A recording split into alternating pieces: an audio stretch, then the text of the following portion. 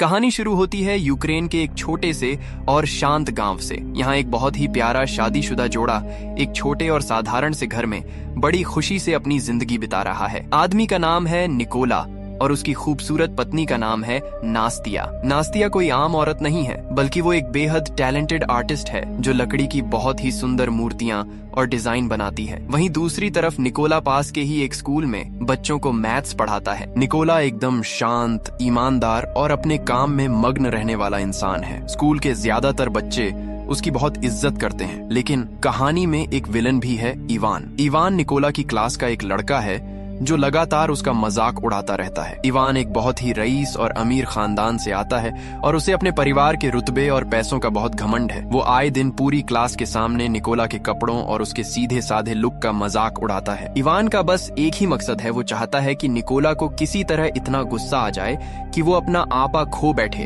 ताकि इवान उसकी शिकायत कर सके और उसे स्कूल की नौकरी से निकलवा सके। इन सब के बावजूद निकोला इतना सीधा है कि वो हमेशा शांत रहता है और किसी भी तरह के झगड़े से बचता है। उसकी लाइफ इतनी सादी है कि उसके घर में एक टीवी तक नहीं है और इसी वजह से निकोला को बाहरी दुनिया में क्या चल रहा है इसकी बहुत ही कम खबर रहती है। एक दिन जब निकोला स्कूल में होता है तो उसकी नजर वहाँ चल रहे टीवी पर पड़ती है। न्यूज में बताया जा रहा था कि रूस ने यूक्रेन पर हमला कर दिया है। रिपोर्ट के मुताबिक कई सैनिकों की जान जा चुकी है और कई इलाके दुश्मन सेना के कब्जे में आ चुके हैं। निकोला ये सब देखकर थोड़ा घबरा जाता है, लेकिन उस शाम जब निकोला घर लौटता है तो उसे एक ऐसी अद्भुत और शानदार खबर मिलती है कि वो जंग की सारी बातें भूल जाता है। नास्तिया उसे बताती है कि वो माँ बनने वाली है। ये खबर निकोला को खुशी से भर देती है। दोनों पति पत्नी इस बेहद खास पल का एक साथ जश्न मनाते हैं। उन्हें लगता है कि उनकी जिंदगी पूरी हो गई है। अगली सुबह निकोला अपनी पत्नी को प्यार से अलविदा कहता है और अपनी साइकिल पर स्कूल के लिए निकल पड़ता है। रास्ते में सफर करते हुए उसकी नजर सड़क किनारे खड़े दो सैनिकों पर पड़ती है जो सिगरेट पी रहे थे। निकोला नोटिस करता है कि उनकी वर्दी यूक्रेनी सैनिकों की वर्दी से बिल्कुल अलग दिख रही है। उसे यह थोड़ा अजीब तो लगता है, लेकिन वो अपने सीधेपन में सोचता है कि शायद सेना में कोई नई वर्दी आई होगी। बिना इस बात पर ज्यादा सोचे वो अपने रास्ते स्कूल की तरफ बढ़ जाता है, लेकिन जब वो स्कूल पहुंचता है तो उसके पैरों तले जमीन खिसक जाती है। पूरी स्कूल बिल्डिंग एकदम खाली पड़ी है, एक भी बच्चा स्कूल नहीं आया है। तभी टीवी से उसे पता चलता है कि रूसी सेना यूक्रेन के अंदर तक घुस आई है। उसी पल निकोला के दिमाग में बिजली कौंधती है। उसे एहसास होता है कि सुबह उसने रास्ते में जिन दो सैनिकों को देखा था वो यूक्रेनी नहीं बल्कि दुश्मन फौज के सैनिक थे। ये ख्याल आते ही निकोला का दिल घबराहट से बैठ जाता है। उसे तुरंत अपनी प्रेग्नेंट पत्नी नास्तिया की फिक्र होने लगती है। वो फौरन अपनी साइकिल उठाता है और पागलों की तरह घर की तरफ भागता है, लेकिन बदकिस्मती से वो बहुत लेट हो चुका था। घर पहुंचते ही निकोला की आंखें फटी की फटी रह जाती हैं। वो देखता है कि वही दो दुश्मन सैनिक नास्तिया पर बेरहमी से हमला कर रहे हैं। निकोला बिना अपनी जान की परवाह किए तुरंत नास्तिया को बचाने के लिए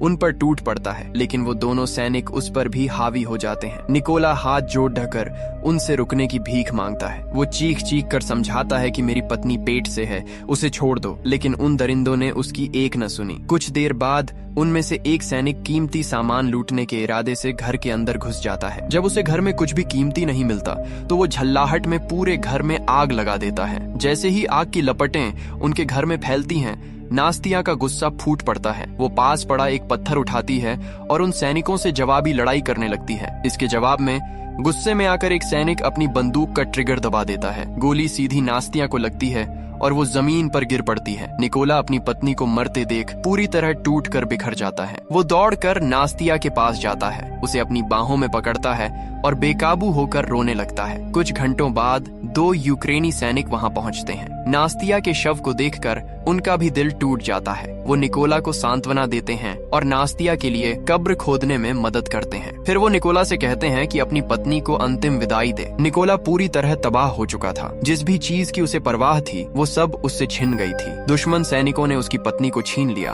उसका घर जला दिया और उसके उस अजन्मे बच्चे को भी मार डाला जिसने अभी दुनिया भी नहीं देखी थी। इस खौफनाक त्रासदी ने निकोला के अंदर बदले की एक ऐसी आग जला दी जो कभी बुझने वाली नहीं थी। उसने तय कर लिया कि जिन लोगों ने ये किया है वो उनसे इसकी भारी कीमत वसूलेगा और इसके लिए उसे सिर्फ एक ही रास्ता नजर आ रहा था, यूक्रेनी सेना में शामिल होना। निकोला ने उन दोनों सैनिकों से गिड़गिड़ाकर विनती की कि उसे अपने साथ ले चलें। उसने कहा कि वो अपने देश के लिए लड़ना चाहता है। उसके दर्द को समझते हुए सैनिक मान गए और उसे अपने साथ मिलिट्री बेस ले आए। लेकिन जाने से पहले निकोला ने लकड़ी की बनी वो छोटी सी मूर्ति अपने पास रख ली जो नास्तिया ने बनाई थी। यह उन चंद चीजों में से एक थी जो उसकी पत्नी की याद के तौर पर उसके पास बची थी। बेस पर पहुंचने पर एक सीनियर ऑफिसर निकोला को देखकर बिल्कुल खुश नहीं हुआ। ऑफिसर को शक था कि ये निकोला कहीं दुश्मन का जासूस तो नहीं है। उसने दोनों सैनिकों से पूछताछ की और निकोला की पूरी डिटेल मांगी। तब निकोला ने अपनी कहानी सुनाई। उसने बताया कि कैसे दुश्मन सैनिकों ने उसकी पत्नी को मार डाला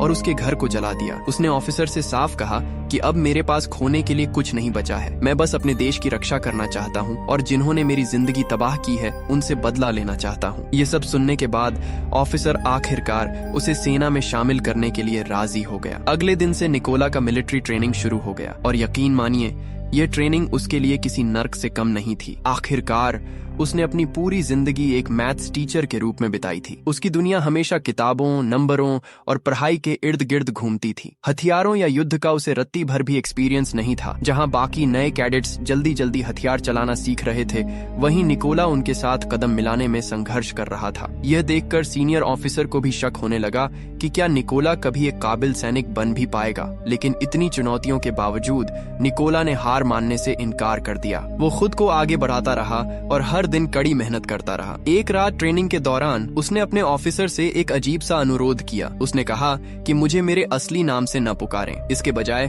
मैं चाहता हूँ कि सब मुझे रेवेन के नाम से जाने। यह सुनकर बाकी सैनिक जोर जोर से हंसने लगे। ऑफिसर ने उसे समझाया कि फौज में ऐसे नाम यूं ही नहीं चुने जा सकते, इन्हें अपने कामों और उपलब्धियों से कमाना पड़ता है। एक सैनिक को सबसे पहले अपने देश के लिए कुछ बड़ा और सार्थक करके दिखाना होता है। निकोला को इस बात से कोई अपमान महसूस नहीं हुआ, बल्कि इससे उसका इरादा और पक्का हो गया। उस पल के बाद से उसने ट्रेनिंग और भी सख्त कर दी। जब बाकी सैनिक सो जाते थे तब भी वो देर रात तक अकेले प्रैक्टिस करता रहता था। एक दिन ऑफिसर ने सभी रंगरूटों को इकट्ठा किया। उसने बताया कि सेना में कुशल और अचूक स्नाइपर्स की भारी कमी हो गई है और दुश्मन से लड़ने के लिए उन्हें तुरंत स्नाइपर्स की जरूरत है। उसने पूछा कि क्या कोई स्नाइपर की ट्रेनिंग लेना चाहता है। कई लड़के आगे आए और निकोला भी उनमें से एक था। निकोला को आगे आता देख बाकी सैनिक एक बार फिर उस पर हंसने लगे। ऑफिसर ने निकोला की तरफ देखा और सीधे कहा कि वो इसके लिए तैयार नहीं है। ऑफिसर ने ताना मारा कि निकोला को तो अभी बेसिक हथियार भी ढंग से चलाना नहीं आता, ऐसे में स्नाइपर बनना उसकी औकात से बहुत बाहर की बात है। लेकिन निकोला पीछे हटने वाला कहाँ था। उसने पूरे कॉन्फिडेंस के साथ कहा कि वो एक बेहतरीन स्नाइपर बन सकता है, उसे बस खुद को साबित करने का एक मौका चाहिए। निकोला का यह आत्मविश्वास देखकर ऑफिसर ने उसका टेस्ट लेने का फैसला किया। उसने निकोला को चैलेंज दिया कि अगर तुम काबिल हो तो इस राइफल को 20 सेकंड के अंदर खोलकर वापस जोड़कर दिखाओ। अब यहाँ निकोला अपना जादू दिखाता है। अपने कौशल को साबित करने के लिए निकोला ने सबसे पहले अपनी आंखों पर पट्टी बांध ली और फिर बिना देखे ही उसने महज 18 सेकंड में उस राइफल को पूरी तरह खोलकर वापस जोड़ दिया। उसकी इस बिजली जैसी स्पीड और सटीकता ने वहां मौजूद हर इंसान को हैरान कर दिया। जो लोग कुछ देर पहले उसका मजाक उड़ा रहे थे वो अब उसके लिए तालियां बजा रहे थे। सीनियर ऑफिसर भी इम्प्रेस हो गया और उसने निकोला को स्नाइपर ट्रेनिंग में डाल दिया। स्नाइपर ट्रेनिंग के दौरान ज्यादातर रंगरूटों को एकदम नई और मॉडर्न राइफलें दी गईं, लेकिन निकोला को जानबूझकर एक बहुत ही पुरानी और खटारा सी बंदूक दी गई। राइफल देखकर निकोला ने एक अच्छी बंदूक मांगी, लेकिन ऑफिसर ने साफ मना कर दिया और कहा कि अच्छी बंदूक तुम्हें अपने परफॉर्मेंस से कमानी पड़ेगी। कोई और चारा न होने पर निकोला ने उसी पुरानी राइफल से ट्रेनिंग शुरू कर दी। बाद में ऑफिसर ने स्नाइपर्स का सबसे अहम नियम बताया। एक सच्चा स्नाइपर कभी भी किसी भी परिस्थिति में अपनी पोजीशन नहीं छोड़ता, हालात चाहे कितने भी खतरनाक हो जाएं। स्नाइपर का ध्यान सिर्फ अपने टारगेट पर होना चाहिए। डिसिप्लिन चेक करने के लिए ऑफिसर ने ट्रेनिंग के बीच अचानक पास में ही एक जोरदार गोली चला दी। जो भी रंगरूट घबराया,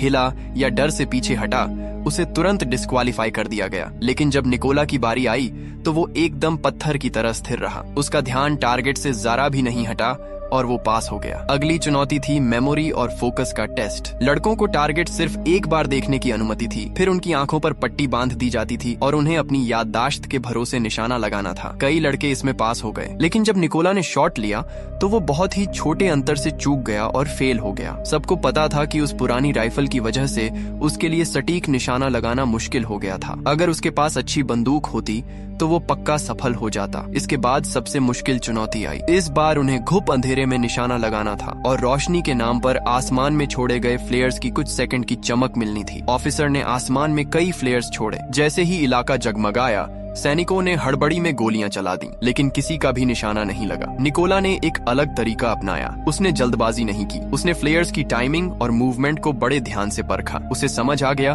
कि सीधे रोशनी की तरफ गोली चलाने से निशाना नहीं लगेगा। यहाँ उसने अपने गणित के स्किल्स का इस्तेमाल किया। उसने दूरी, एंगल और टाइमिंग की सटीक कैलकुलेशन की। जैसे ही उसे बिल्कुल सही पल मिला, उसने ट्रिगर दबा दिया। उसकी गोली अद्भुत सटीकता के साथ सीधे लक्ष्य के बीचों बीच जा लगी। ऑफिसर और बाकी सारे सैनिक स्तब्ध रह गए। आज तक किसी ने भी इस चुनौतीपूर्ण टेस्ट को पास नहीं किया था। निकोला इसे हासिल करने वाला पहला ट्रेनी बन गया। उसके इस बेहतरीन प्रदर्शन से खुश होकर आखिरकार ऑफिसर ने उसे वो कोड नेम दे दिया जो वो चाहता था, रिवेन। जैसे जैसे दिन बीते, रिवेन की ट्रेनिंग और निखरती गई। आखिरकार फाइनल रिजल्ट आ गए। कर्नल ने निकोला को सलाम किया और बताया कि अब वो आधिकारिक तौर पर एक्टिव ड्यूटी के लिए तैयार है। कुछ दिनों बाद कर्नल नए ऑर्डर लेकर आया। खुफिया रिपोर्ट थी कि दुश्मन सेना ने एक चेक पॉइंट पर कब्जा कर लिया है। यही वो पल था जब असली लड़ाई शुरू होने वाली थी। निकोला की टीम तुरंत वहां पहुंची। छिपकर उन्होंने पोजीशन ली और दुश्मनों पर नजर रखने लगे। थोड़ी देर बाद वहां एक गाड़ी आई। कर्नल ने अपनी टीम को गोली न चलाने का ऑर्डर दिया। दुश्मन सैनिकों ने उस गाड़ी को रोका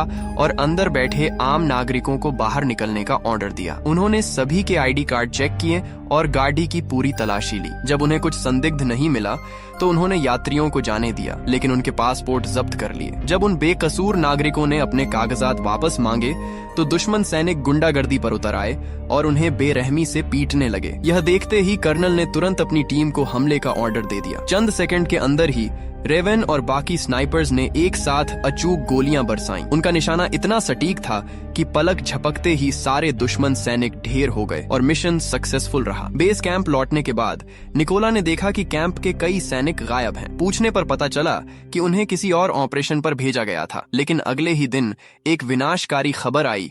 उनमें से ज्यादातर सैनिकों की जान जा चुकी थी। उन्हें एक बेहद खतरनाक दुश्मन स्नाइपर ने मार गिराया था। उस स्नाइपर का नाम था सिरी, जिसे दुश्मन सेनाओं के बीच सबसे खूंखार और अचूक निशानेबाज माना जाता था। कुछ दिनों बाद निकोला और उसकी टीम को एक और काम मिला। उन्हें एक खास इलाके में जाकर माइंस बिछानी थी। काम पूरा होने के बाद सब छिपकर इंतजार करने लगे। थोड़ी देर बाद दुश्मन फौज वहां आई। निकोला अपने स्कोप से उन्हें देख रहा था कि अचानक एक चेहरे को देखकर वो सन्न रह गया। वो कोई और नहीं बल्कि इवान था, वही लड्ढ का जो स्कूल में निकोला का मजाक उड़ता था। आज इवान विरोधी फौज की तरफ से लड़ रहा था। जब कर्नल ने हमला करने का ऑर्डर दिया तो निकोला एक पल के लिए झिझक गया। एक अपने ही स्टूडेंट की जान लेने का विचार उसे अंदर से कमजोर कर रहा था, लेकिन उसने तुरंत खुद को संभाला। उसने सीधे इवान या सैनिकों पर निशाना साधने के बजाय वहां जमीन में छिपे विस्फोटकों पर गोली मार दी। गोली लगते ही एक भयानक धमाका हुआ और इवान समेत पूरी दुश्मन टुकड़ी वहीं खाक में मिल गई। ऑपरेशन के बाद कर्नल ने निकोला से पूछा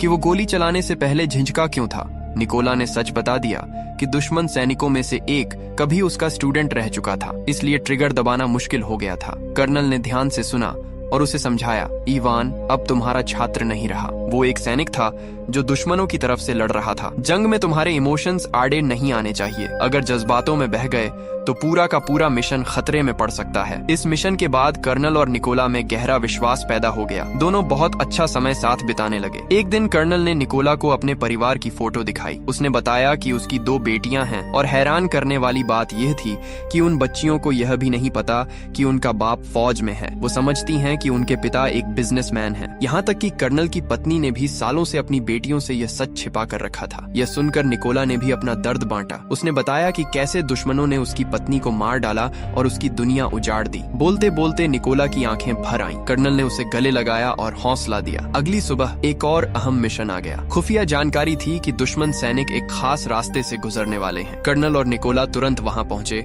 और कवर के पीछे छिपकर देखने लगे। थोड़ी देर में उन्हें 2 दुश्मन सैनिक अपनी टुकड़ी का इंतजार करते हुए दिखे। निकोला ने जैसे ही स्कोप से उन्हें देखा, उसका खून खौल उठा। उसने उनमें से एक आदमी को पहचान लिया था।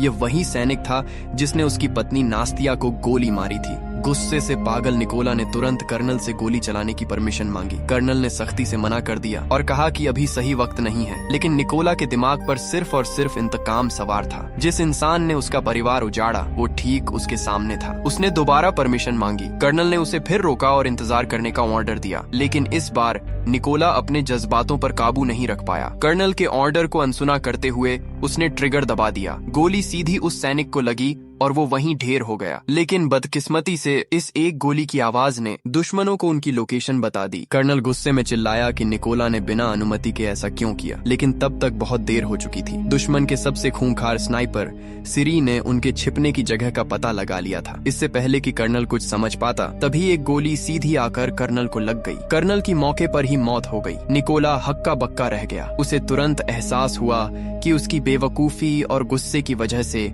आज उसके कर्नल की जान चली गई। चारों तरफ से भयंकर गोलीबारी और धमाके शुरू हो गए। हालात बिगड़ते देख निकोला ने पीछे हटने का फैसला किया। उसने कर्नल की लाश को अपने कंधे पर उठाया और दुश्मनों से बचता हुआ बेस कैंप वापस लौटा। कर्नल की मौत ने उसे अंदर तक तोड़ दिया था। वो इस पूरी घटना के लिए खुद को जिम्मेदार मान रहा था। उसी पल उसने खुद से एक पक्की कसम खाई, वो एक दिन सिरी को जरूर मारेगा और कर्नल की मौत का बदला लेगा। कुछ समय बाद निकोला को पास के इलाके में 2 दुश्मन स्नाइपर्स के छिपे होने की खबर मिली। बिना पल गंवाए वो मिशन पर निकल पड़ा। वहां पहुंचकर उसने तुरंत पहले स्नाइपर को पहचाना और उसे मार गिराया। लेकिन जैसे ही वो दूसरे को निशाना बनाने लगा, एक और छिपे हुए स्नाइपर ने पीछे से गोली चला दी। गोली सीधी निकोला की हाथ में लगी। वो बुरी तरह जख्मी हो गया, लेकिन दर्द से तड़पते हुए भी उसने हार नहीं मानी। अपना पूरा फोकस बटोरा और दूसरे स्नाइपर को भी मौत की नींद सुला दिया। जख्मी होने के कारण उसे वापस लौटकर कुछ दिन छिपना पड़ा। इसी दौरान सेना के एक मेजर का फोन आया। मेजर ने उसे बताया कि उन्होंने आखिरकार कर्नल को मारने वाले स्नाइपर की पहचान कर ली है। ये सुनते ही निकोला तुरंत बेस पर लौट आया। बेस पर मेजर ने सभी को इकट्ठा किया और बताया कि उस स्नाइपर का नाम सिरी है। वो दुश्मनों का सबसे खतरनाक और अचूक निशानेबाज है, जो कभी अपना लक्ष्य नहीं चूकता। उसने पहले ही कई बेहतरीन स्नाइपर्स को मार गिराया है। मेजर ने सबको चेतावनी दी कि सिरी को कम समझने की भूल न करें। मेजर ने एक खौफनाक सच भी बताया कि सिरी अपने हमलों का वीडियो रिकॉर्ड करता है और फिर वो उन फुटेज को सेना में फैला देता है ताकि सैनिकों में खौफ पैदा हो, उनका मनोबल टूटे और वो हार मान ले। मेजर ने आगे बताया कि सिरी आमतौर पर एक ही बिल्डिंग में लंबे समय तक छिपा रहता है और वहीं से अपने सटीक निशाने लगाता है। पूरी जानकारी मिलने के बाद टीम ने सिरी को खत्म करने के लिए एक जबरदस्त प्लान तैयार किया। सेना को 2 हिस्सों में बांट दिया गया। पहली टीम सामने से हमला करके दुश्मनों का ध्यान अपनी ओर खींचेगी, जबकि दूसरी टीम पीछे से कवर देगी। इसी अफरा तफरी का फायदा उठाकर निकोला चुपके से उस बिल्डिंग में घुसेगा, सिरी को ढूंढेगा और उसका काम तमाम कर देगा। प्लान तय होते ही सब मिशन पर निकल पड़े। वहाँ पहुँचते ही स्नाइपर्स ने अपनी पोजीशन ले ली। निकोला खामोशी से बिल्डिंग में दाखिल हो गया। अंदर घुसते ही उसे 2 दुश्मन सैनिक बातें करते हुए दिखे। बिना कोई आवाज किए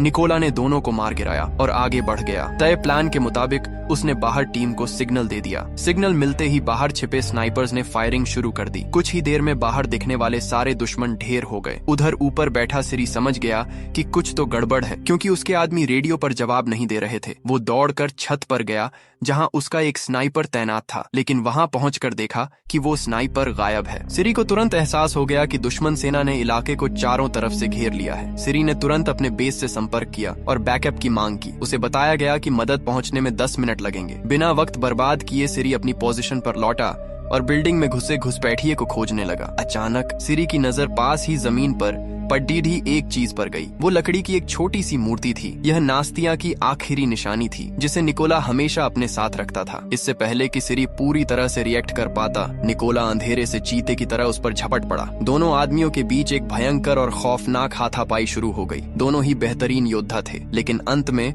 निकोला के अंदर धधक रही इंतकाम की आग जीत गई। निकोला ने सिरी को मौत के घाट उतार दिया। इस लड़ाई की आवाज सुनकर बिल्डिंग के अंदर मौजूद एक और दुश्मन स्नाइपर अलर्ट हो गया, लेकिन इससे पहले कि वो स्नाइपर निकोला पर गोली चला पाता, निकोला ने उसकी तरफ एक ग्रेनेड फेंक दिया। एक जोरदार धमाका हुआ और अंदर बचा आखिरी दुश्मन भी खाक में मिल गया। कुछ ही मिनटों बाद दुश्मनों की बैकअप टुकड़ी गाड़ियों में भरकर बिल्डिंग के बाहर पहुंच गई। उन्हें इस बात का जरा भी अंदाजा नहीं था कि उनका सबसे बड़ा मोहरा सिरी मारा जा चुका है। उन सैनिकों ने रेडियो पर सिरी से संपर्क करने की कोशिश की, लेकिन रेडियो पर आवाज सिरी की नहीं बल्कि निकोला की आई। निकोला ने उन्हें सीधे शब्दों में चेतावनी दी, आज तुम में से कोई भी यहाँ से जिंदा वापस नहीं जाएगा। इतना कहते ही निकोला ने सीधे उनकी गाड़ी के ड्राइवर को गोली मार दी। अचानक हुए इस हमले से सैनिकों में भारी भगदड़ मच गई। वो घबराकर गाड़ियों से बाहर कूदे और इधर उधर भागने लगे, लेकिन उन बेवकूफों को पता ही नहीं था कि वो सीधे मौत के मुंह में कदम रख चुके हैं। चारों तरफ छिपकर बैठे यूक्रेनी स्नाइपर्स ने